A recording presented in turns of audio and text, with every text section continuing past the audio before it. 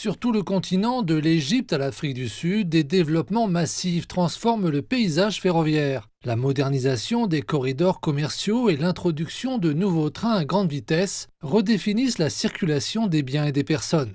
Des sujets dont les entreprises ferroviaires se sont réjouies lors de la conférence ferroviaire africaine qui se déroulait à Johannesburg. Au Maroc, nous avons livré le premier train à grande vitesse d'Afrique, d'une longueur de 350 km et d'une grande efficacité. Nous avons vu l'Égypte entrer dans la phase de mise en œuvre de son propre train à grande vitesse. L'Afrique du Sud, quant à elle, est en train de réfléchir à la manière d'y parvenir. Ces avancées font du secteur ferroviaire un élément vital de l'économie et un catalyseur de la zone de libre-échange africaine tant attendue. Selon l'Union africaine, le commerce intracontinental reste bien inférieur à 20%, une tendance que le continent est bien décidé à changer au cours des prochaines décennies.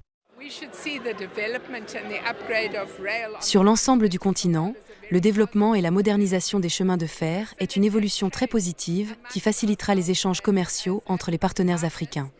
Nous serions évidemment très intéressés en tant que centre manufacturier et, bien sûr, nous sommes également très intéressés à recevoir des contributions de nos voisins qui pourraient également aider au développement de notre propre commerce et industrie nationale.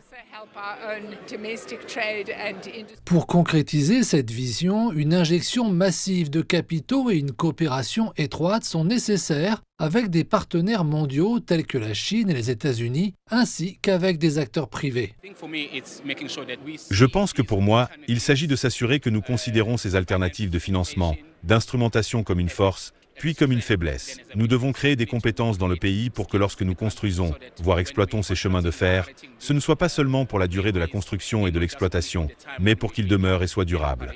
L'entretien des trains et des lignes ferroviaires reste toutefois une pierre d'achoppement. Il s'agit d'un coût que de nombreux pays ne sont pas en mesure d'assumer.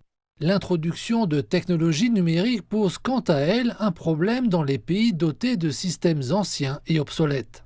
Il s'agit de savoir comment nous utilisons l'intelligence artificielle. Tout d'abord, pour nous assurer que nous protégeons et sécurisons l'infrastructure dans laquelle nous investissons. Mais en second lieu, il s'agit simplement de s'assurer que nous utiliserons la technologie pour être en mesure de prédire les éventuelles pannes et la maintenance, et comment la technologie sera également capable d'assurer la longue durée de vie de l'infrastructure. Le rail constitue néanmoins un mode de transport bon marché et fiable pour les passagers et le commerce une fois que les trains sont sur les rails. Si l'Afrique veut s'affranchir des routes et devenir une puissance commerciale, elle devra redoubler d'efforts pour construire des réseaux plus performants.